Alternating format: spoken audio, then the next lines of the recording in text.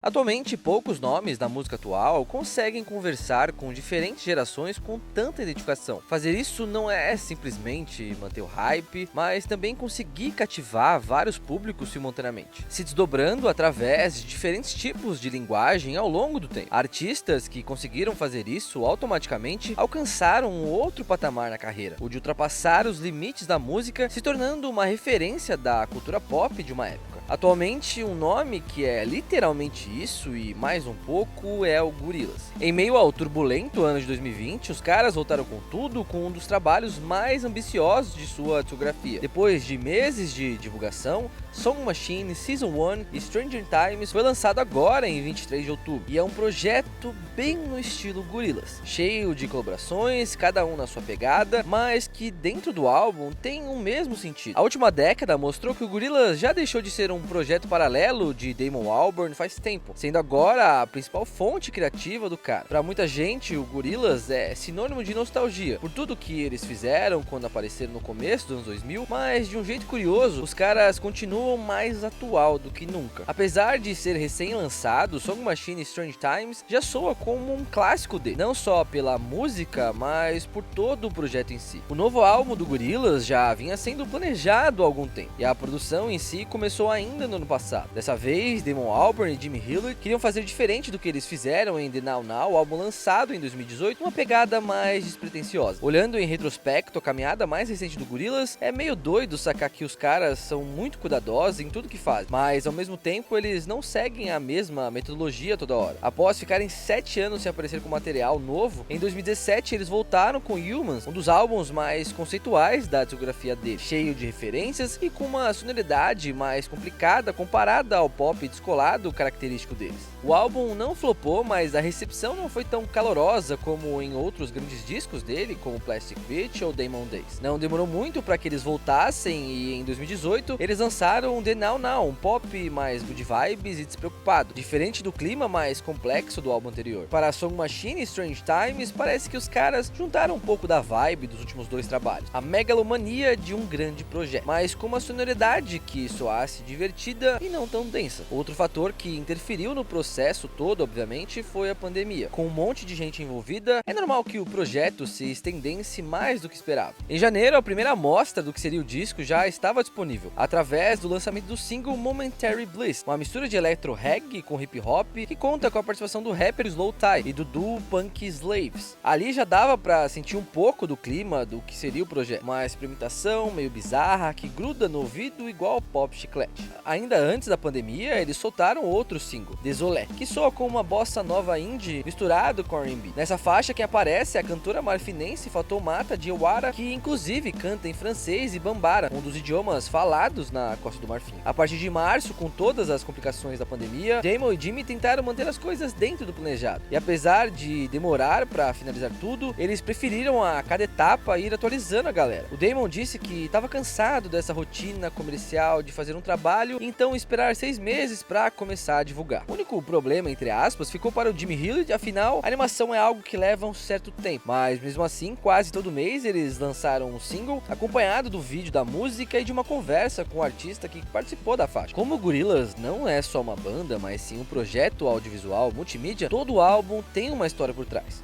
E com Song Machine e Stranger Times não foi diferente. Em janeiro, o Damon Albarn já havia dado várias entrevistas falando sobre esse lance do trabalho ser dividido em temporadas e episódios. Até então, o que se sabia é que o Gorillaz lançaria um trabalho chamado Song Machine. Para explicar esse conceito de máquina de fazer música, quem deu a entrevista dessa vez foi o Russell. Nessa aparição, ele disse que o projeto basicamente é o Gorillaz, pegando esse clima de caos e revertendo isso como uma fonte de energia para produzir. Era uma nova fase para a banda, porque eles queriam produzir como se não houvesse amanhã, como uma máquina, uma Song Machine. Já na formação da banda, o Murdoch volta a ser o baixista. Enquanto ele estava preso, foi substituído por Ace. Sim, aquele personagem das meninas superpoderosas em The Now Now. Aliás, se você quer saber mais sobre a história dos personagens, a gente já fez vídeos sobre, então vale a pena você dar uma conferida depois. Como a gente disse, o projeto foi dividido em temporada, e o que acabou de sair foi a temporada 1, Strange Times. A parte dos tempos estranhos, obviamente, tá ligada à pandemia. E esse clique só veio para os caras depois que eles trabalharam com Robert Smith, vocalista do The Cure, em uma música pro álbum. A música em questão é Strange Times. E essa foi a primeira música do projeto a ser inteiramente gravada no período da pandemia. Nessa canção, a letra passa muito clima de confusão dos últimos meses. Às vezes, os versos são mais metafóricos,